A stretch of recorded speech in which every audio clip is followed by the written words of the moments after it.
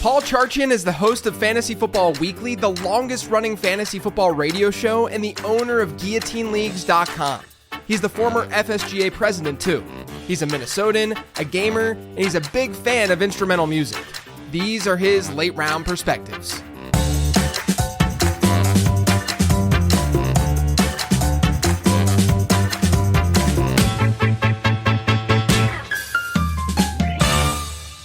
This episode is sponsored by Underdog. Underdog is the easiest place to play fantasy sports, and they give you a ton of different games and contests to choose from each week. If you think drafting is over because the season started, you'd be wrong. You can draft teams over there each week in literal minutes. Right now, if you sign up on Underdog with promo code LATEROUND, you not only get a deposit offer of up to $1,000, but you also get access to my rest of season rankings. Those will be emailed to you once you sign up. But when you sign up, you have to use promo code LATEROUND. Head to UnderdogFantasy.com or download the app to do so. Again, that's promo code LATEROUND. Now back to the show. Actually, there's one more thing. This episode was recorded before the Thursday night game, and we did talk about players who played on Thursday night. I'm recording this before that game's even played. So something may have happened during that Thursday night game that would have impacted the players that we talked about, like Chase Brown or Deontay Johnson. I just wanted to throw that caveat out there before you listen to this episode. Now, back to the show. This is the highlight. This is one of the highlights of my season. Definitely the highlight of this week. An opportunity to talk to you and be on the show. Wow, it's so cool. Thank you. I appreciate it. I thought, I feel like we could probably open up this show and the entire episode just talk about Album Leaf. God, would that be awesome? Yeah, right. I feel like that I think you're the only other human being aside from my friend who actually introduced me to Album Leaf, who will listen to it. Are you still like daily listening to that in the background? They're heavy rotation for me. Yeah. Because for me, for working, I don't know about you, JJ, but I can't work with any music that has lyrics because the lyrics demand attention. Yes. And I can put on instrumental music in the background. And so I've got all my instrumental work bands all ready to go. And Album Leaf is so good for that. Yes, like Explosions in the Sky, I'm sure you're listening to as well. I've gotten really into video game lo-fi recently. Ooh, tell me more. I love it. Yeah, so it's like the lo-fi stuff that folks have produced, but it's literally video games that, mostly retro. Like there's a lot of Sonic stuff and like Super Mario stuff. But it's chiller. It's just like more laid back, relaxed, easy listening type stuff. You're a gamer too, right? Like you I am. Yeah. Bit. Yeah. I hosted a video game radio show for 14 years on our all sports station here on Tuesday nights. And it was a ton of fun. And I loved talking video games and following the industry. And that industry's got about as much drama as the NFL does. And it's year round. And so there's always something new. There's always a new release. There's always something going on in controversy. Like there's a huge controversy around Dragon's Age right now. I wish I had a microphone to talk about it. I am a big gamer. I love the idea that you're talking about where somebody takes 8-bit and 16-bit soundtracks and then makes them into lo-fi chill electronica for today. Yes, that sounds super cool. You gotta link me. It's really good. You can it's on Spotify. Like you can find the playlist out there. But yeah, what kind of games have you gravitated towards? Like what kind of genre are you into most? Mostly right now, and maybe it's because I'm getting older. I'm doing less like twitchy shooters, more like roguelikes. The game that has caught the most attention for me this year is called Balatro. Okay. Have you heard about this? I've heard it. I've heard about it, yes, but not in great detail. So the premise is you're playing poker against yourself. There's just a one-person poker game. Okay. And So I'm only saying I have a group me of my buddies, like high school buddies and stuff like that, who game, and they were sharing screenshots of this. Yes. So yeah, keep going. It's awesome. So you're trying to make the best poker hand that you can. You're trying to do a lot better than a pair, trying to get up to flushes but what's really, really cool about this and what's so brilliant and why nobody thought about it sooner is insane. You, every run that you have, every hand, you have to meet a certain point threshold. And the more sophisticated hands you create, like flushes, are really good. You'll earn more points. But what's really cool is they start giving you cards that change the way the hands play. Flushes are worth double. Aces are worth 50 extra points. That kind of stuff. And then you can even jack up, and those are like overall cards that affect everything that you do. And then you can jack up the cards themselves. Like my 10 of clubs can suddenly be worth, instead of being worth 10 points because it's 10, I can drop cards on it or affect it that now it's worth 40. And that's the kind. It's just it's great. Is it PvP or is it? It's not. It's all solo. It's perfect for just in this time of year, JJ. You know what it's like. I have 7 free minutes, and I just want to get lost in something. I can just pick this up and just like play a hand, set it down, pick up where I left off. That's the problem where I've been at with my gaming. Like I went on a binge for like 5-6 years of like Overwatch, for instance, with my friends and stuff. Which is a blast. It was great, and then it just went to the crapper, to, like over the last couple of years. But I've gone to I have 2 young kids now, and football season's here. I'm literally like, can I play a game of Rocket League right now?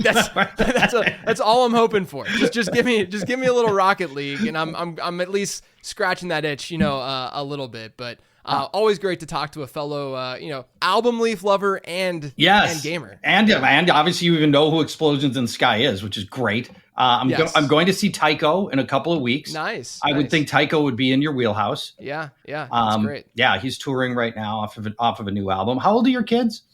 6 and 2, about to be 2. So she just turned. So they're about 4 years apart. But yeah, they're young. Is your 6-year-old a reader? She is. Yeah. You know about Elephant and Piggy? Yes, she was actually she was Piggy for her. She wore a costume to school for it's like a Halloween type thing, and then the family itself, all of us were Bluey characters like for actual Halloween, but it was like a character thing that they did at school. But yes, we know. Okay, great. Sure. I just want to make sure because Elephant and Piggy was the best. And yes, it is a fun time. I like seeing her. She actually just lost her second front tooth last night. So now she literally will be singing the song over Christmas. That all I want for Christmas is my 2 front teeth. That's awesome. There's just a massive gap that, just sitting right there. It's just such an awkward thing that happens, it's just so bizarre. It really is. But yeah, it's a fun time. But look, I want to get to you as, a person in this space. Folks listening may or may not, they probably have heard of you and know what you've done because you've been around for a while. But talk to us about sort of where you started and how you've gotten to where you are today, talking to me, on this ridiculous podcast. Well, because I'm old, it's kind of a long story, and I'll try to keep it short. But pretty much right out of college in the mid '90s, pre-internet. Myself and a buddy started a in-season magazine called Fantasy Football Weekly when there was, and I'm not exaggerating when I say this, JJ, there was no published content on fantasy football in season. Crazy. None. And we were like, okay, I can get a magazine that was written in May, and that's it. And then the spigot was off for content. So we were like, let's just go make the magazine we'd like to make. So we started Fantasy Football Weekly, the magazine, that in time, and that it was hard. Let me tell you, we made no money for a long time. We figured out the hard way, like, here in the Twin Cities, people were playing back then, but it turned out nobody was playing in Seattle and Los Angeles and Texas. And we just took our lumps big time in that. But we eventually got that to the point that we were able to turn it into our .com site, Fanball. And Fanball had a ton of content and games, and when the .com and we had Fanball Commissioner, which at the time was one of the better Commissioner products out there, and I was really, really proud of that. We were the first ever online auction games. We were the first ever to have blind bidding. Nobody had blind bidding. Wow. We had a bunch of firsts with Fanball. And was that with the blind bidding stuff? Was that a creation from you guys, or was it sort of a norm, or was that something that you kind of rolled out? Well, we felt strongly that it was the right way to play, that the only fair way to distribute players was blind bidding. And we're doing that in all of our intercompany leagues. And we were like, it's ridiculous that no site has this. We've got to let people do blind bidding. And so then the hard part, honestly, JJ, is we had to figure out how to do it, how to code it. What's the logic to distribute, players in blind bidding? Especially back then, more difficult. Right. Because nobody had done it. And I remember this. So we had promised the feature, but we hadn't coded it yet. until 2 days before it had to be available. And so we were hustling to try to figure out the logic on how to distribute blind bidding bids. Yeah. And try to get that to market. Crazy. Yeah. That's crazy. So then the big thing that happened in Fanball and why we sold Fanball in 2005 was all the 4 sports, the NFL and NBA, baseball and hockey, and their Players Association banded together to claim that they own stats from players. And the industry was so small. We were like, well, we're not going to win. Yeah. They're going to win. And they had told us the only people that were going to get licenses for stats were their media partners like ESPN and CBS. And they were going to shut us out. So we're like, well, I guess we got to sell. Yeah. And as it turned out, the little guys did win. Stats remained in the public domain so that we can all use stats and we all have access to stats. And so at the end of the day, it was probably a bad decision to sell Fanball then because, we were at the time in the, the mid aughts, we were one of the really big fantasy sites and, it'd be a total juggernaut now if we just stayed on our trajectory. Right. Yeah. Right. Yeah. So Fanball, so you you sell Fanball. And then what happens after the stat stuff goes down in the mid 2000s? Yeah. So, then the acquiring company just, as these things go, oftentimes, JJ, it was a bad marriage. And we ended up being purchased by Liberty Media. And, this is the company that owns like the Discovery Channel and, they own DirecTV. And we were just a rounding errors. They basically said, look, if you can't grow this thing 100x, we're not interested. So I left and I started League Safe, which I think you know about. Yep. League Safe is the site where you can go to have everybody share their league entry fees into a wallet. And then we make sure that the right people get paid at the end of the year and nobody runs off the money, which was and still is a problem with people sharing money online. So created League Safe and ran that for over a decade and then sold that. And then a few years later started Guillotine Leagues. Yeah. So let's talk about Guillotine Leagues. So over the last handful of years, when did you start guillotineleagues.com? What year was that? We started it basically the day the pandemic started. So I had, we were rolling it out right then. And so that's your time frame right there. So we're in year 5 right now of Guillotine Leagues. We had tried it as a sample just internally with inside our own company. I was like, damn, this is awesome. I could see this being huge. And, the company I was with then, Sports Hub, I'm like, God, we got to go do this. And I couldn't get management and our owner at the time to do it. And so I was like, no, all right, fine. I'll leave. I'll just go do it myself. Yeah. So look, I that I love it. I've been playing alongside. You're so good. Thank you. Multiple leagues with you. Yes. Can you just explain Guillotine Leagues? Because I know that there's still going to be an audience I try to bring it up on the show every now and again. Thank you. But obviously the stuff that I'm talking about is more regular season long focused and dynasty focused and stuff. But can you just explain the format and sort of what differentiates it from other formats that most people play? So there's no head to head in a Guillotine League. Instead, every week of the season, the lowest scoring team for that week gets chopped from the league forever, and all their players go to the waiver wire, where the rest of us start bidding on these players and building superstar rosters over time. And all you have to do is just not finish last. So it's the strategy in Guillotine Leagues, as you know, JJ, it's such a fun puzzle because we're mostly playing the same way, even if you're in a dynasty league versus a keeper league versus a super flex versus, a standard league. Most of it is pretty much the same. This really adds some different strategy when you're playing not to lose, rather than trying to be that one team out of 12 that's the best team, right? And that's a very different puzzle to solve. And so I love the strategy of, when do I dole out money? Here comes Justin Jefferson on the waiver wire. How much out of my $1,000 for the year do I put in? Yeah.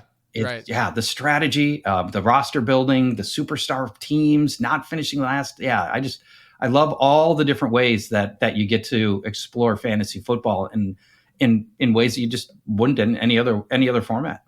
So how would you say that your drafts, because obviously the draft, I would say the draft matters slightly less in guillotine. Way less. Than other formats. I just didn't want to be too harsh with the, the idea. But, it matters less. But how do you approach your draft in a guillotine league, and how does it differ from how you're approaching a draft in just a regular season long league? So the good thing is that the draft is not as punitive if you get it wrong, because if you guess wrong, Zamir White, right? You guess wrong. Well, here on the waiver wire, here comes Breece Hall off a bad game. Okay, right. I'll just go bid a lot on Breece Hall and I'll go replace Zamir White. And so the draft strategy, because you're playing to not finish last, you are looking for high floor players who consistently do well. And players like Khalil Shakir and Austin Eckler are freaking gold, right? Yeah. Like 10 PPR points every week. Yeah. Those guys don't get you chopped, as opposed to, let's say, Marvin Harrison. Marvin Harrison is the disaster. He is just assassin in guillotine leagues, where he has been wide receiver 47 or worse 5 different times this year. And when he's putting up a 3-point game, fantasy point game, that's how you get chopped. Right, exactly. I also think, I think we've talked about this before, but it feels like the idea of late round quarterback is just so much more beneficial and easier in that format. And the reason mathematically I think it exists is, in a guillotine league, you're playing with more teams, number one, typically, right? Because this is every week of the season that you're chopping teams. So you have more teams than the typical 12-team league. And so what that means is when you're drafting a quarterback early, the opportunity cost in doing so is pretty massive, because you're not getting one of those higher end running backs or wide receivers. So, if you're getting a Lamar Jackson, great. Obviously he hit, maybe that's a terrible example, but you're getting a Lamar or like a Mahomes. Mahomes would be a horrible early round pick in any format, but let alone a guillotine league. But you're able to still get, we know this based on decades of playing fantasy football and why you can go late round quarterback. There's a baseline at quarterback, and there's a predictable baseline at quarterback. So has that been something that you typically do? And then my follow-up to that, though, is the other onesie position, if you will, is tight end, right? Where you're only starting one of them in your lineup. Is tight end a position? Because look, we've played in leagues. I've noticed that Scott Fish, friend of the show, Scott Fish, will often double up tight end in a lot of these formats. Trust me, Scott, I've been watching. I've been analyzing. And I usually end up going in the opposite direction, although the one that we play in, one of the two that we play in together, I did get Andrews this year, and it was the death of my team, actually. Yes. And I usually don't do that. I usually don't go early tight end for the same rationale as, going with quarterback. Is that something that you tend to do? Are you so first question, are you a late round quarterback drafter? Second question, is a late round tight end strategy something that you also will lean into, or are you more okay with trying to get that advantage at tight end? I play those two positions entirely differently from each other. 100% with you on the quarterback. And, again, if the maximum number of teams you can play with in a guillotine league is 18 that you start at the beginning of the season, because there's 18 weeks in the season, and we're chopping one team every week. So there are roughly 18 reasonly good fantasy quarterbacks out there. And all I'm trying to do is not finish last, right? Exactly. So Geno Smith, totally viable. So I almost always wait on quarterback, and I'll go to war with my Geno Smiths and my Trevor Lawrence for these first few weeks. And then why it's perpetually sustainable, this process, is every week there's one less team. So now we go from 18 to 17 to 16 to 15 to where we are today, JJ. There's 9 teams left. Well, there's way more than 9 good quarterbacks in fantasy viable quarterbacks. Right. So every week I can just keep spinning new quarterbacks, see who's on the waiver wire. Last week it might have been, I don't know, I'm trying to think of who might have been cut last week. I don't know, whoever. It doesn't really matter. But I can go find Kirk Cousins or whoever, and the threshold just keeps going up and up because there are fewer and fewer teams. So. To me, I almost never push in all the big money it takes to get the high-end producers. But I'll say this, and you've won guillotine leagues before, JJ. Yes. Because I've been in them with you, and I've watched you win 2 of them. Yeah. By the time you get to December, you need to have your whole roster is just freaking rock star players. That's right. And so that's right. Now Geno Smith's not going to cut it in week 15, week 16, week 17 when you're trying to finish it off. But by then there's only 3 teams left and you can still go get Josh Allen on the waiver wire for $10. Yeah, and I think the key to that too is that like in an individual week, like we've been, we do rankings every week and we've been ranking players and understand how this works where, and I've written about this too, like mathematically written about this, how the predictability at the position is so much easier at quarterback than it is at running back and especially wide receiver and tight end, just because quarterbacks are touching and throwing the ball 30 plus times a game. Like we have a larger sample that we're working off of, which means that matchup, when a team goes up against Jacksonville or Daniel Jones this week going up against Carolina, we're going to feel, obviously anything can happen, but we're going to feel better about that position because we know that quarterbacks are going to be able to touch the ball and dictate the game a lot more than what these wide receivers and tight ends are going to. But with the tight end, so you go, would you say you go more elite tight end? I do because there's 18 teams and, if you're looking at the 18th tight end, you're in full commit territory and God only knows what you're going to get. And that's a recipe for getting chopped. Now this year, with all the tight end trouble we've had outside of 2 weeks ago, going early tight end hasn't really worked this year, but the reliability of having a Travis Kelce has been really foundational for how I've built my teams. And it's just one position where I don't have to spend any money. And people who are desperate at tight end, they push in a lot of chips, a lot of fab to go solve that problem later in the year. And I prefer not to have to do that.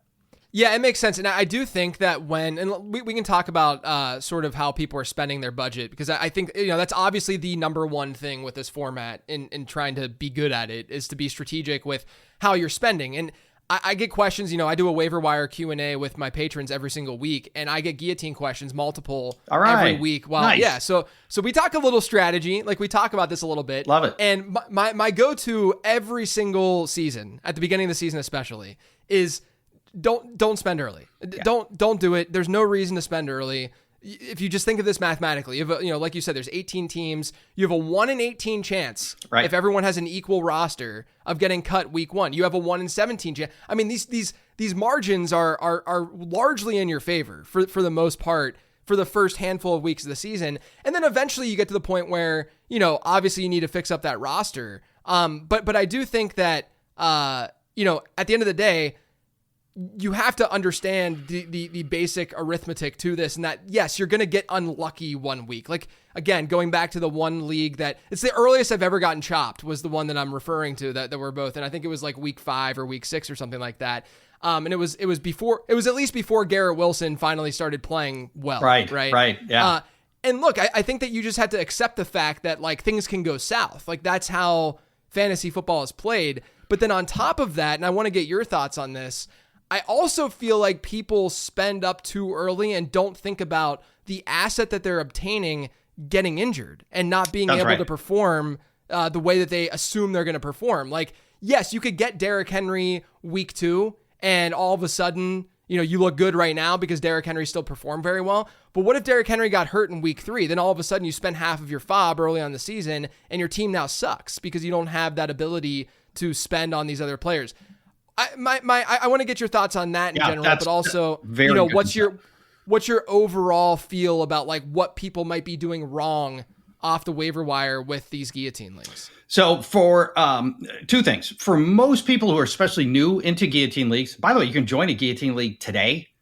We're drafting all the time, all the way. We're drafting into December, so you can still join one today if you want to. You can play for free, or if you can play for prize, it's your choice. Guillotineleagues.com. So let me get that out.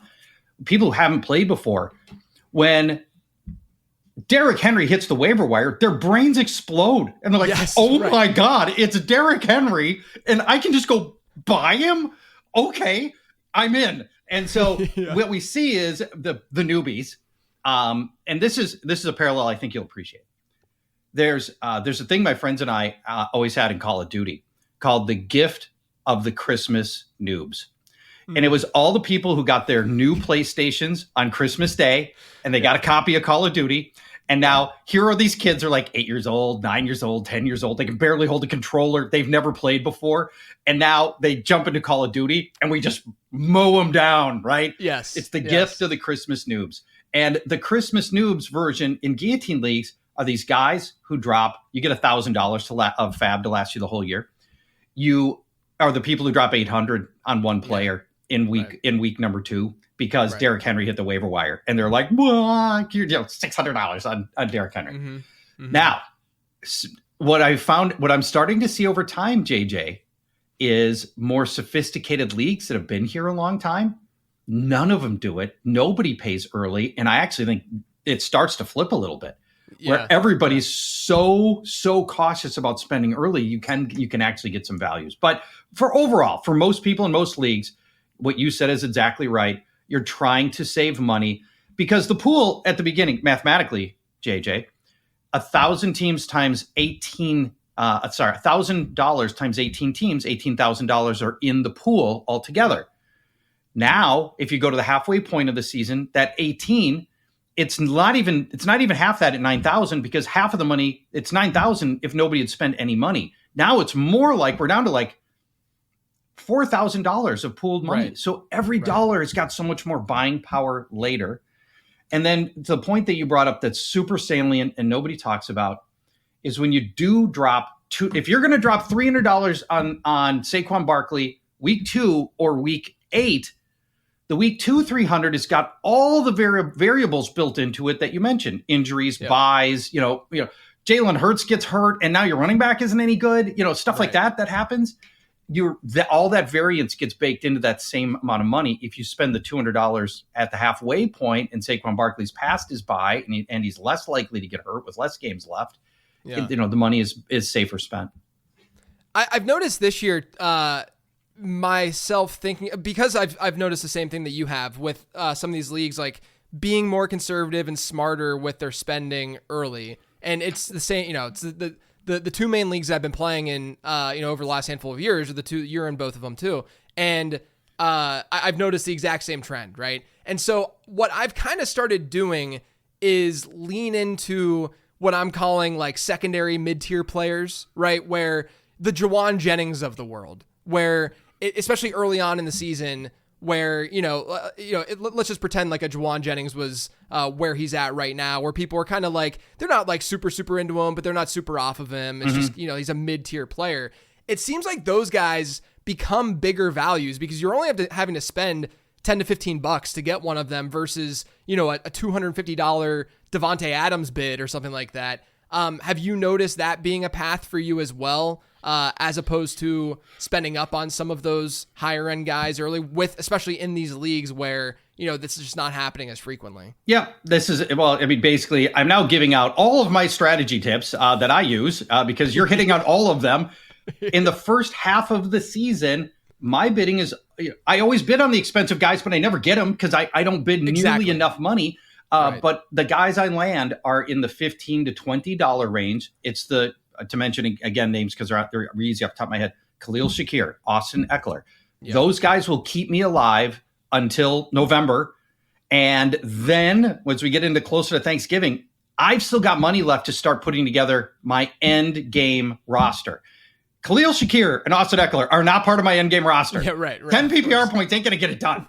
So, but I've got enough fab stashed that now I can start spending and start building players. And when we get to this time of year, I'm focusing. I do not bid on Austin Eckler and Khalil Shakir unless they're at like the $1 level. I am looking for end game players to build my roster. I need to have top 10 guys at every position if I'm gonna win this thing.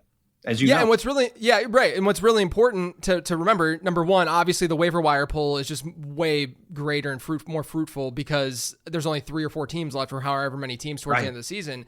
And so obviously there's more players that are available, but also as each week goes on, the teams that are losing have better rosters. So that it's going to be even infinitely better than it was, the week prior. And I feel like that for whatever reason gets lost a little bit too. It's a great point. And the teams that get cut, even now at this time of year, they're shockingly good. Whereas the teams that were getting cut in week one were, they were bad teams because there were 18 teams. And I'll just throw out an example in one of my leagues. The team that got cut in week one had this roster. Let's see here. Caleb Williams, Aaron Jones, Miles Sanders, Keon Coleman, Rashid Shaheed, Dalton Kincaid, Gabe Davis, Isaiah Likely. Yeah. Mostly bad players. The team in that same league that got cut last week had Josh Allen, Joe Mixon, Jonathan Taylor, Marvin Harrison. We talked about him as an assassin in this format, which he is, right? Jordan Addison, Travis Kelce, Sam Laporta, Cole Kmet. So this guy had gone 3 tight ends, trying to, hold tight ends, trying to play tight end bully a little bit. I mean, it's a strong roster. Like that's unfortunate. It's an unfortunate chop, if we're being honest, at this time of year. It is a good roster, and those guys are all available on the waiver wire now. Yeah, so I got Joe Mixon and Jonathan Taylor on my waiver wire in that league right now. Yeah, it's crazy. The other thing that I do think goes a little bit unnoticed in terms of like thinking about how you need to spend. You made the point of like still bidding on players that you more than likely won't get, but we see people slip through the waiver wire every single week in these things. I mean, like I remember in one, Nico Collins, who when he was first on IR went for like $15 or something. Like it was just like people just didn't want to take that on, but it was probably the right thing to do at the end of the day. But regardless, like I do think that there's not enough thought that gets placed on how your team looks just in that given week. You have projections on the site that are really helpful as like an eyeball thing just to see like where your team stacks up with the rest of the league. And look, if you were projected, like if we, let's say you have 8 teams left and you're projected to score the 3rd or 4th most points pre-waiver wire in that particular league, chances are you don't have to go that heavy spending that week. Whereas if you know that you're last and all of your guys are on bye and you know that guys got hurt, then that might be the turning point for you to start spending your budget, right? I think that people seem to not, just based on like the conversations I've had, they seem to not think about this enough as a weekly game. You could argue that people still do this in season long. They don't think about it enough as a weekly game, but at least in season long, it's a little bit different that you can look ahead a little bit more. But in guillotine, I feel like you can just say, this is the week. I only care about this week right now because I know that I can make up for this week the following week. Is that the way that you think about this too? My purview is 3 weeks in a guillotine league. That's it. I just got to make it. I'm just trying to stay alive for 3 weeks. Anything more than that, I don't care. And that includes like your Nico Collins thing, which he's a tricky example because he's so good. Holding Nico Collins for 4 weeks hurts. We very specifically have built only 5 bench spots into this product, exactly for which is our recommendation, exactly for this reason, so that you have to make hard decisions on using a roster spot for 4 weeks on Nico Collins. Now, again, Collins worth it, but a lot is T. Higgins. If T. Higgins hits IR, 4 weeks. I need to stay alive for the next 4 weeks. Yeah. Well, especially this time of year when there's easier players to replace that guy with. Like if this is a week 2 thing and Nico Collins hits IR and he's out for 4 weeks and you can get him for $15, let's say, obviously it's going to be more competitive than that. But if you could get him then you would probably do it, or you would want to do it more because that roster spot matters less. But I mean, this time of year, those roster spots are starting to matter a whole lot more than they did week 1, week 2. Yeah, exactly. Yeah. So the just my focus is only on the next few weeks and just stay alive. Yeah. And that's it's part of the nuance of the guillotine league. It's just so different. All the stuff we're talking about. I can only imagine what's going through the mind of somebody who's only hearing about this for the first time now. Yes, they've got to be like, what the bleep? Yeah. That's very, very true. Do you have a preference? This is the last question I want to ask about guillotine leagues. Do you have a preference with how playoffs go down in these? Because I played in both. I played in where you get the 3-week playoff, I think it is, and then it's just cumulative points. And there's I think at the time there weren't roster moves too, or the everyone just keeps getting chopped as the season goes on. All right. So the 2 formats is we just keep chopping every week all the way to the end. But if you want to try to introduce more fairness into your playoffs and really try to evaluate who the best teams are, when we get to the final 4 teams, which then the playoff lasts 3 weeks with those teams, we just do cumulative total There's no chopping anymore. Those 4 are going to stay alive for the whole, for the final 3 weeks. And then whoever's got the most points wins. And, in some ways that's a more fair way to determine who had the best roster, but it takes some of the drama out. I mean, the drama of the Guillotine League is the fear of getting chopped. And when there's only 4 teams left, you got a 1 in 4 chance, which, you're sweating the whole time. Yeah, I mean, I remember the 1 year where I won the 2 leagues. One of the teams, we had both formats in the playoff formats. There was the one where everyone was getting chopped, and then the other one where it was cumulative points. And to your point about fairness, I do think it was fairer, if you will, because there's less variance involved whenever you're doing a 3-week thing as opposed to a 1-week one. But there was zero drama in the final week of the season because I think I had like a 75 or 80 point lead on the rest of the league. And it's just like, all right, well, I guess I won this league. That's right. Yeah. Right. So I do see, the pros and cons to each. That might have been the Alvin Kamara 6 touchdown year. Was that? I think it was. That and I think was Cooper Kupp really good that year too. And I think I just had I had a ton of budget left versus everyone else, and I just played bully for the final 4 or 5 weeks of the season. And it was to your point, what'd you call it? The Christmas noobs. Yeah, right? The Christmas noobs. It was that's what we say in Rocket League too, on like a Friday night when everyone's drunk and they get on Rocket League late, and we're able to just get some wins, stack some wins against them. Right. But yeah, it was a Christmas noob thing where literally no one had more than $5, and I think I had like 200, and I was just able to do whatever I wanted. Pick all the best players. Yep. Yeah. It's crazy. You're doing things. You're like, okay, should I bench Justin Jefferson in this game? Right. I might. He's got a tough matchup. I might bench Justin Jefferson. Yeah. Because I've got other better players with better matchups. Yeah. It is kind of nice with Guillotine that and I had this discussion on one of my live streams where with what I'm doing in particular, like I'm not a DFS analyst because it's a completely different economy. I just don't have enough time in the day to really like be a great DFS analyst. So I'm not going to pretend to be one. But when it comes to like season long and even dynasty, our focus really like 95% of our energy is on middle tier players, right? It's on, am I starting Khalil Shakir or Michael Pittman? Like it's on that type of player because those are the decisions that we have to make. We're never benching Justin Jefferson. We're never benching Cooper Kupp or Puka Nacua whenever they're healthy. And so I think that's the element of this too, where you go from the bottom of the barrel players in week 1 that you're considering starting all the way towards the end of the year, you're all of a sudden discussing Cooper Kupp or Justin Jefferson, like that. It's unique from that perspective where in DFS, you are having to analyze the high-end matchups a lot more than you are in season long. That's just the nature of the game. But then you start to have to do that in this format too. That's right. And you go from week 1, you're like, Tyler Algier, just get me 50 yards. That's all I need, baby. And then by the end of the season, you're like, AJ Brown? Nah, I don't think so. You're literally pumped for like a 3-catch performance from your running back. That's all you need. Doesn't even matter what they do on the ground. You're good to go. All right. So guillotineleagues.com. People can check that out, play, all that good stuff. It's a really, really fun format. But let's now pivot and talk a little player analysis because we had the trade deadline come and go. Some movement, probably a little bit more movement than we've seen, in the past. Although I did see a tweet. It was the first time, I believe, at the trade deadline that a future first was not moved, which was interesting. Kind of interesting. Okay. Yeah. All right. Someone can fact check me on that though. But let's talk about a little player analysis. We get, it sounds like Zach Moss has a pretty brutal injury. Yeah. We don't know. I think he's just out indefinitely at this point, but usually that means a long period of time. And then obviously you see the action that they take. They go and they get Khalil Herbert. So my question to you is, what are your thoughts on this backfield now? I mean, Chase Brown last week saw every single running back rush. He was looking like a bell cow. Yep. How does this Khalil Herbert move impact him?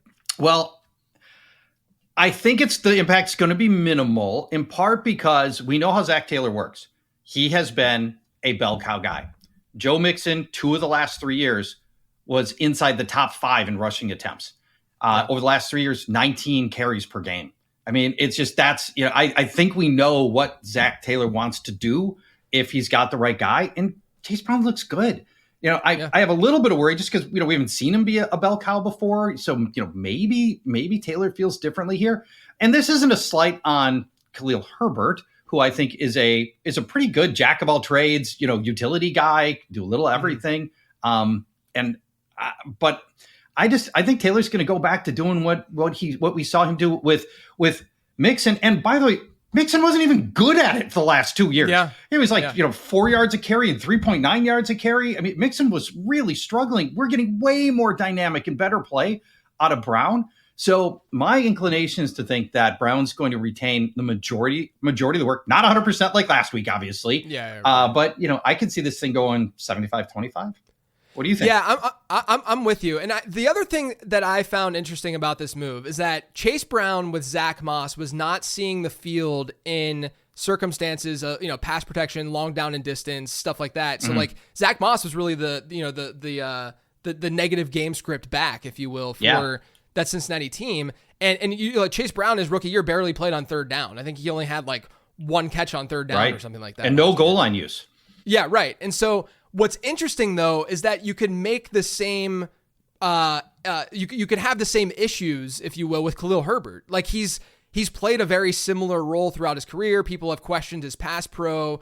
He hasn't been much of a receiver. And so it does seem like more of a redundant piece to Chase Brown, which tells me, to what you're saying, I think this could be, if someone in your league is sitting there saying, oh, they're going to go back to a 50-50 split, or maybe, obviously we started seeing things trend Chase Brown's way before the Zach Moss injury. Yeah. But if someone's sitting there and they're saying, oh, I'm afraid because Khalil Herbert was really efficient in Chicago, which he was, a lot of that efficiency was just ground game efficiency that Chase Brown can also be and do. Like that's what Chase Brown's bread and butter kind of is. And he's the incumbent, if you will. He's the one who was already there in that backfield. So I almost feel like this is a buy moment for Chase Brown as a result of this. If the sentiment is changing with Brown, I'm just not sure if it is or not. Yeah, I've got Chase Brown in a lot of leagues. My sentiment did not change, but others might be feeling differently about it. And if you've got an owner who's a little bit rattled right now, this might be your opportunity to go make a pitch on Chase Brown. So let me ask you this: Chase Brown, from today forward, finishes as RB what? I'll say RB. I think he's probably like in the low end 1, high end 2 area. Like probably. I mean, if I were to look at a list of running backs, I'd realize, because every week I do rankings, I'm like, man, I can't believe how deep running back is. It is weirdly deep this year, right? Because there hasn't been a major injury to the high end guys, right? So like, are we sitting here saying Chase Brown or James Cook? And I think that's kind of the area that we could, if we're, and look, I'm going to chase ceiling more than floor in a season long format. The opposite of guillotine, as we were talking about. And so like, I do think his ceiling is that high. Like I think that he could be second half of the season. Why can't he be a Kyron Williams type asset? I think that's at least in his range of outcomes here. I don't think it'll go that far because Kyron Williams is basically playing every single snap in that backfield. Right? That's an extreme example, but yes. Yes, right, exactly. So I don't think it'll go that far, but I think like from like a target share perspective and like a running back rush share perspective, I do think that's in his range of outcomes. I would just lower it obviously because it's not locked in. But yeah, I mean, would you say higher than a high end too? Do you think he's in? I think he's in the top 10 overall. Yeah, Chase Brown will finish in the top 10 overall. And part of it is because I like the usage has evolved so much. He's now getting routes run. Last week he ran 26 routes, week before 16, 2 weeks before that, 19 routes run. Now he's getting inside the 5 carries. That had been Moss's territory. Now that's his. And by the way, he's converting those to touchdowns. I believe 3 of 4 carries from inside the 5. He's converted into touchdowns. Long down and distance. He's on the field for those plays. You are 100% correct that he was not at all on the field before. Now he's been on the field multiple plays in 6 straight for Chase Brown in long down and distance situations. So just all the usage is there. It's there. The usage is there. Yes. It really comes down to how much this team is going to end up trusting Khalil Herbert to play a relatively significant role on early downs. I think. Like I think that we've gotten to the point where Brown is more than likely going to see, at least from where he was with Zach Moss, going to see more of that pass catching work, where the down and distance, long down and distance stuff like that's unbelievably important. That was literally the thing that we needed to unlock his upside, and I will gladly take that with a slight decline versus last week in running back rush share and backfield share, because we know that receiving is just so much more valuable in fantasy than what we're going to get out of the rushing stuff. Let's talk about the other name that you brought up in this conversation that I think in the minds of most sounds more valuable, James Cook.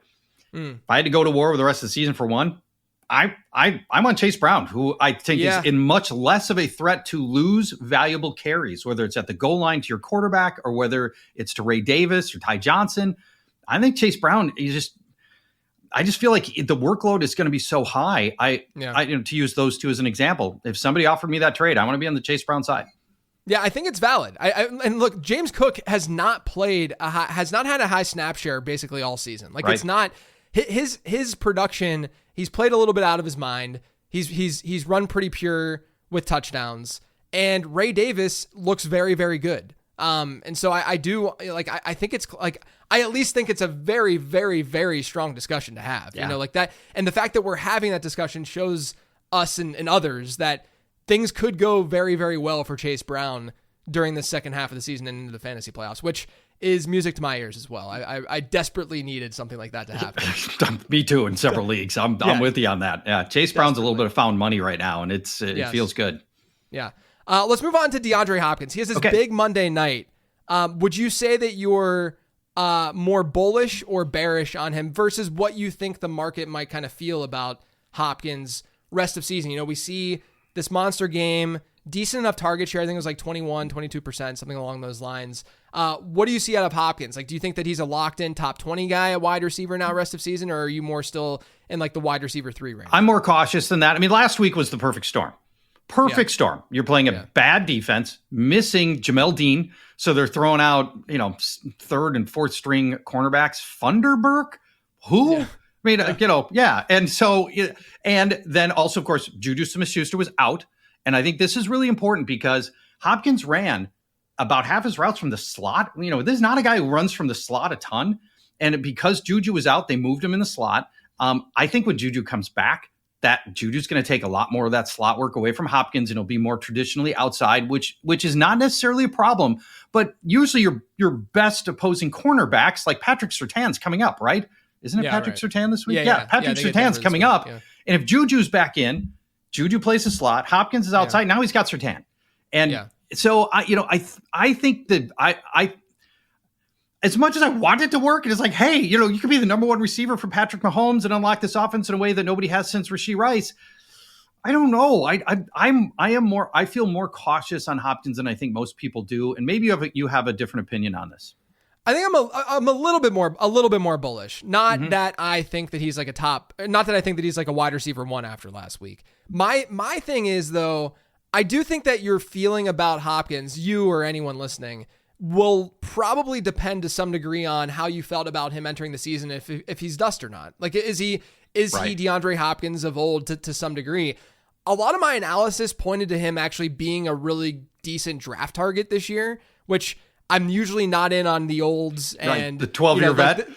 This is not the type. But when you had middle round wide receivers who are past like year 9 in the league, like I'm talking like legit veterans, there's almost a survival bias that's going on with those players because they're in the middle rounds still. They're still getting drafted in the middle rounds, but they're old, right? So you have to ask yourself why. Well, it's probably because they're pretty good at football. Like having a guy who's over 30 years old at wide receiver getting drafted in the middle rounds. And then the other piece to that was his peripherals, his yards per route run last year, actually quite strong. Like they were good. And even in Tennessee this year, which was what kind of made me, this is what got me a little bit excited about him moving to Kansas City.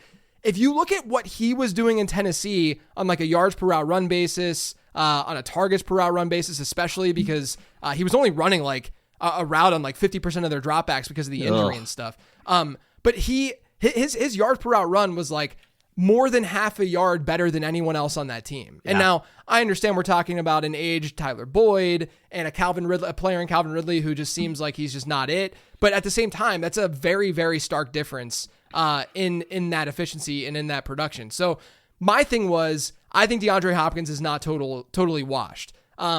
The point about the slot is very, very valid. I wonder how much they'll shift things and move them inside out a little bit. And, like maybe staple, like there are ways that can shift and stuff. I think he's around wide receiver 20-ish. But yeah, I mean, like obviously something like this could go south because we're talking about a 32-year-old wide receiver at this point. So, right. Yeah, there's a lot of fear involved. I'm flex level guy that I think will be in lineups for most of us most weeks. Yeah. And I just think there's going to be inconsistent results with him and maybe a fairly high degree of touchdown dependency for DeAndre Hopkins. So the next guy I want to get your opinion on is someone that I liked entering the season. I've already openly to my audience because they like when analysts take L's. Oh, they love it. They love it. I'm like, can we just wait to I do an episode every year on the things that I got wrong and the things that I got right, just because I want to go through the process of it all. Sure. Like, just wait till the end of the year. I will go through all of this, guys. I'm open and honest about, but in season, sure, I'll take the L if it means that much to you. But with Jalen Waddle, so I've taken the L on Waddle, and then this week on my 15 transaction show that I do every week where I'm giving buys and sells and adds and drops, I had Jalen Waddle as a buy. And the logic here is simply sentiment. That's it, right? Like I'm not sitting here saying that he's going to live up to his round 2 expectation, but I had people hitting me up after this past week saying, should I drop Jalen Waddle for some like very low end wide receiver that you like, Jalen Coker or something like that, where is the upside really there for a player like that in that environment? So my question to you is, am I crazy for calling Jalen Waddle a buy based on that reasoning? And I can get into it a little bit more too, but am I crazy for calling him a buy? And where are you just generally at with Waddle? Are you on the side of his season's toast, or are you on the side of it hasn't been that big of a sample size yet with Tua? It hasn't been big enough sample size. And how about the sequence at the end of the Dolphins game last week? So here we are rolling to the end of the game, and Waddle has no catches. Then he gets this leg whip thing, and it looks bad. He's down on the ground, and he's writhing in pain. Done for the year. Right. Yeah. I'm like, well, that's going to end it. Then scores a late touchdown, comes back, scores a late touchdown, but then he's part of the Stanford band move at the end of the game, and he loses 20 yards, and he has negative 4 yards. What a sequence for Jalen Waddle. I don't have the heart to cut him, and part of it's just because the investment's been too high, but the real reason is what you said. Just I don't have a big enough sample size with Tua yet. Obviously, it's been a disaster, and in guillotine leagues, he's just murdering people. Yeah. You can't start him there. But in standard, I believe I haven't. I don't have my rankings in front of me for this week. I'm estimating he's like wide receiver 35. Yeah, I think that's roughly where I had him. Something in that ballpark. So it's going to be a flex level guy depending on who you've got. But obviously, the downside, he can give you an L by himself, unfortunately, which makes it tough. So I think he's going to be matchup dependent going forward for me. Yeah, the thing with the sample size, I brought this up on the show too. It's like they played 4 games. They played 4 games with 2. It's really 3.5 games, right? And 2 of those 4 games were against Buffalo, and then the other 2 games that he played, he had relatively okay enough outing, like 40 some yards. And then in week 1 they played Jacksonville, where now we know every team beats up on Jacksonville. Right. But he had over 100 yards receiving. Now I'm not saying like his target share numbers have not really been there. I mean, they've been in like the mid-teens for a lot of these games. But it's just been weird the way, like, I don't know how sustainable the way this Dolphins offense is operated. I don't know how sustainable it is, where they're giving their running backs basically a plus 10%. We're coming right off the election. I'm talking about these percent margins, right? These running backs are getting plus 10% target shares versus last season. And the story that no one's really talking about is that the tight ends are also seeing that margin. Great point. Like Jonnu Smith's target share has been decent, like not great, but enough to say, oh, well, Mike McDaniel, like in the past, these offenses have seen tight end target shares of like 10%, like the lowest in the league. This is double. This is double or more than double. I'm looking at Jonnu right here. His target share the last month hasn't been lower than 21%. Yeah, right. Yeah. And so I'm sitting here and I'm like, is this the optimal way to run this offense? And they're losing, right? That's the other part too. Yeah. They haven't really gotten it going to a strong degree offensively. And I start to wonder, what if they do make a more concentrated effort to start? Because Tyreek Hill hasn't been Tyreek Hill. No. Like that's the other piece of this, is that I always try to look at like the team environment to see what other guys are doing in that on that team and in that offense. And if Tyreek Hill were just destroying and all this was going down, I would probably feel a little bit differently. But the fact that he's been down a little bit too versus expectation, that also kind of makes me feel a little bit more optimistic about Waddle. Maybe that's copium to some degree, after spending second round picks on him and best ball and stuff and seeing those teams just flame out. But I just think when you're talking about a talented player, we have so much evidence that he's a talented player. I don't want to give up on that too soon. Yeah. Yep. Yeah, it feels like it's a hair too soon, but it's fair to just look at the totality of this season as well and say, how come Mike McDaniel hasn't been able to manufacture the ball into Tyreek Hill's hands or Jalen Waddle's hands? They're key figures to this offense. And no matter how bad your quarterback is, it shouldn't have been as bad as it was. Agreed. That's the one piece where I'm like, this could just be a lost season very easily. It doesn't feel that way. We don't see that talented of wide receiver, that caliber of wide receiver. Even when a backup comes in, we don't see that poor production from wide receivers typically. I'll give you an example. That big of a drop. Here in Minnesota last year, Kirk Cousins goes down, Nick Mullins comes in. It still bombs away to Justin Jefferson. Right, exactly. Right? Nick Mullins isn't good, but they manufactured ways to get the ball to Justin Jefferson. And that McDaniel didn't, to me, was and remains a worrisome note. Yeah, I mean, I don't want to use the word overrated right now, but it's trending that direction with McDaniel a little bit. Like we have to at some point have the discussion of what if this is not the answer at the end of the day, because I do think that the offense is really just performed way below expectation.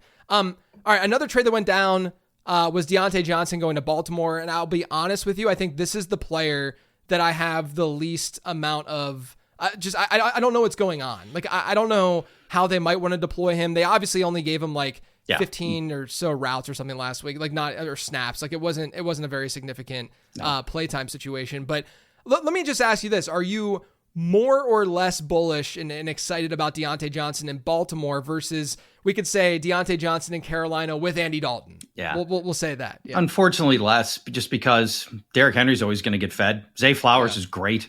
He goes from being inarguably the best, most reliable receiver on his team and arguably the best offensive weapon on his team, Deontay Johnson in Carolina, to being, the fourth best on his offense. Yeah. And there are going to be just down games for him. Even Zay Flowers has down games, and Zay Flowers is much better than Deontay Johnson. And so I think we're just going to see some epic duds. And, you look at what everybody else, every other secondary receiver has given us for the last 2 or 3 years, and it's disaster grade level stuff. Bateman and Aguilar. I think I've dropped Deontay Johnson in all of my guillotine leagues. In standard leagues, he's hard to drop, but man, he's going to be really tough to start. And I got to have a very specific reason. I got a matchup I love, a cornerback who I think he's gonna hook up with that I don't like. Deontay Johnson to me is going to be a really tough start. And I'm again, I don't have my rankings in front of me at the moment. I'm guessing he's like wide receiver 50 this week, and I think he's going to be in the 40s a lot of weeks. Yeah, the problem too is that you have to look at coach speak to some degree just to see how they might want to deploy him. Like you just want to get that understanding. And it wasn't the strongest endorsement of Deontay Johnson when they talked about him when he went to Baltimore, where Harbaugh was talking about how they think that they have 2 top 20 guys in Rashad Bateman and Zay Flowers. Now, a lot of people like I think Josina Anderson reported this, and she was talking about how they're top 20 in yards, which obviously is not necessarily it's not telling as the talent level, right? But then they're talking about using him on special teams and using him for depth and stuff like that.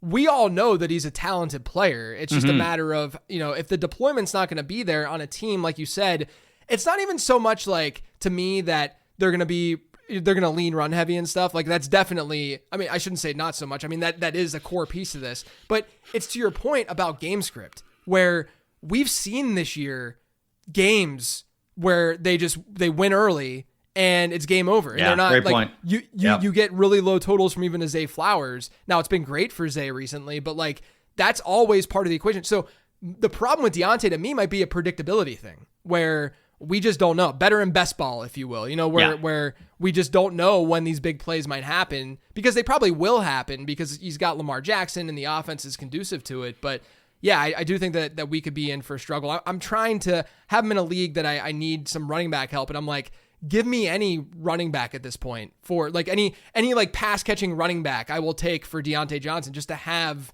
a body in my RB2 spot, because I think that's just where we're at right now. It's really just unfortunate. Yeah, agreed. I agree on all that. It's just so not all the trades end up being helpful from a fantasy standpoint, and this one is not. Yeah. All right, I got one more question for you. When you look at the fantasy football landscape right now, who's one player or more, whatever, who you think is the ultimate buy low? I'm going to give you 3. Let's do it. All running backs. Ooh. Number 1, Jordan Mason.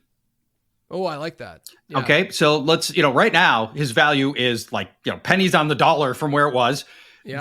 With Christian McCaffrey, broadly, this thing can work out a lot of ways, but broadly, it can work out 3 ways. 1, McCaffrey goes right back to being the old Christian McCaffrey, and he gets all the timeshare and, all the receptions and everything else. And then, okay, Jordan Mason's done.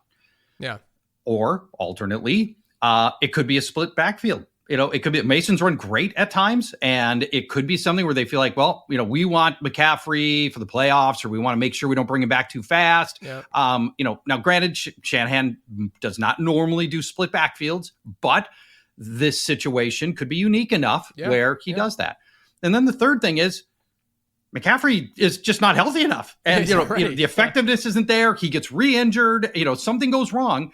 Nobody wants Mason right now, but I think there's 2 out of 3 opportunities that where Mason still has fantasy value. What do you think? Yeah, I mean, for what it's worth, I had Dr. Jeff Mueller on Perspectives last week, and we talked about CMC, and he thinks it's going to be an ease-in thing. Yeah. That it's not going to be a Christian McCaffrey workload right away. I mean, from like a rankings perspective, it's hard to not have him in like the top 12, top 15 because it's Christian McCaffrey. But like, I mean, I think it's very valid. That's a really good call out. Like when you think about these, and it's a perfect exercise in range of outcomes, and you saying that 2 of the 3 actually favor Jordan Mason, it's a perfect example as to why you would then buy him. So who are the other 2 that you think? All right. You talked about how people love to have you eat your L's. Last year, I ate the biggest possible L on Tank Bigsby you could ever eat because I loved the guy, and I did too, going through his college stuff, and then his preseason was awesome, and I'm like, man, I think this thing's gonna be a timeshare. Go get Tank Bigsby. It took this huge L. He is awesome. He's fantastic. He's good. He's great. By many metrics for compared to any running back at his level of usage. The avoided tackles, broken tackles, success rate, yards over expectation, just dominating. And it's not close with Travis Etienne. And there's a chance at some point, Doug Peterson's just like survival instinct.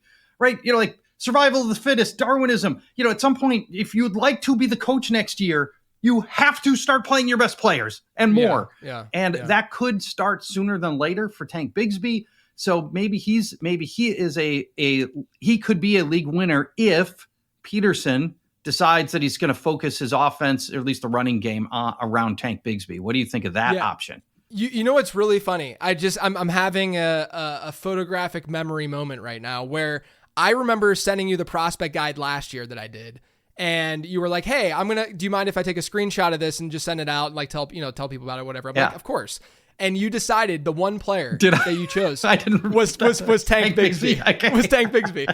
And so there's a write-up of from my prospect guide of Tank Bigsby and all these metrics that really favored him. And I'm like, he's a bigger bodied guy. He actually had a relatively okay receiving profile and this and that. He had really good production, and like this is why the model does seem to like him a little bit. And it makes sense now because it seems like you liked him, so you probably were like, "Oh yeah, here's a confirmation bias." Yeah, right. But it's hilarious that it's come full circle where of course that's the one who busted like none other last year as a rookie, right? And then fortunately now this is why we don't take early L's. At the end of the day, this is why. Okay, but they want us to, and you know that. They want us to. They want us to take early L's. That's what I people wanted me to take the early L on Chase Brown earlier this season. Oh, yeah. Yeah. I feel that's making me look, I'll get plenty of stuff wrong, but that was not one of those things. That is not one of those things. And then I'm just going to staying with running backs. Another running back that I just think is the best back in his backfield, and sooner or later they might just decide that Bucky Irving needs to be our primary back. Yeah. He's so slippery. He runs so hard. It's so hard to get squared up on tackles on that guy. I adore watching him run. And just sometimes you just feel like, the talent level is so good that teams have to figure this thing out. Right now, among players with at least 70, I'm just pulling this up live, with at least 70 touches, Bucky Irving's got 83 rushes. His avoided tackle rate is 33%. He's averaging 5 yards per carry. He's the best back Tampa's got by a lot. Yeah. He's been very, very good. What do you? Here's a question. When there's coaching changes and such, like we're seeing in Vegas right now. Like I was off of Zamir White this year, and so I'm not saying that I think that his talent is like through the roof. But are you like in deep formats? One of my recommendations this week was to just stash Zamir White. All right. Just see what happens, because because at the end of the day, just to your point about like Tank Bigsby, and even, I mean, I guess all of these to some degree, like you're saying, this is a coaching decision at the end of the day with these running backs. Yes. Right. That's all this is. And I'm not saying that I think like Zamir White is dead last in the league right now in success rate. Like he's been horrifically bad. Really like, bad. Yeah. He's literally 2024 Alexander Madison, ironically in the same backfield as Alexander Madison, or, he's been as bad as what Tank Bigsby was last year. But I also think, running back to the point of Tank Bigsby, we often overstate how good or bad a running back is when most of them are just clustered in the middle. Like very rarely do you have guys who are just Kristen Michael types that are just horrifically bad to the Saquons and the CMCs and stuff. A lot of them are just replacement level guys. And so my point is, if a new coaching staff steps in, and they have a really good playoff schedule, which is another reason for it. But like, if a coaching staff steps in and they say, hey, we want to give Zamir White a little bit more work. This is a 14-teamer, deeper bench type format. That's kind of the direction that I like to go in this time of year too, where like, if there is stuff that's just being shifted around within an offensive organization, I'm kind of intrigued to do the opposite of what everyone's assuming is going to happen. But again, this is Zamir White that we're talking about, and I'm not calling him a buy by any means. Well, I mean, for what he cost you, it's a value buy, right? He costs you nothing, like a roster spot. All the opportunity cost is that that seventh wide receiver on your team. And you talked about guys who are at the bottom of metrics through 3 weeks. DeAndre Swift was at dead last in almost anything you want, any metric that you'd want, success rate, everything. Yes. It was 2 yards per carry, and so sometimes if you broaden out the number of carries and we get a bigger distribution in a semi-competent offense, in that case Chicago, and this one Vegas, maybe there's an opportunity to change the narrative. Yeah, it's always hard to like give advice to folks because we know that they're playing in league. Like this is not a 10-team league or even most 12-team league type move, but you want to cater to deeper formats as well. But anyway, this was awesome. I greatly appreciate you hopping on. It's been so much fun. Talking guillotine leagues, talking album leaf, talking video games a little bit. Yes. Let everyone know what you're up to and where they can find you. Well, guillotineleagues.com is the best thing, and just go play. If you haven't played, just if nothing else, just go into a free league and just see what the format is like, so that next year you've got half a season of experience and you can go house all the noobs playing next year in their first ever guillotine league, because you've got half a season of experience, and it's a ton of fun, and I think you'll love it. I have and also, if you go to fantasylife.com, that's the people that have purchased guillotine leagues from me. And I still work there because they love guillotine leagues and I love guillotine leagues. We have a lot of guillotine league content. So if you ever want to just, learn more and just see how it's played and what's happening, fantasylife.com would be the other place to go. Awesome. Make sure you check out lateround.com. Follow me on Twitter @lateroundqb. As always, everyone, thanks for tuning in.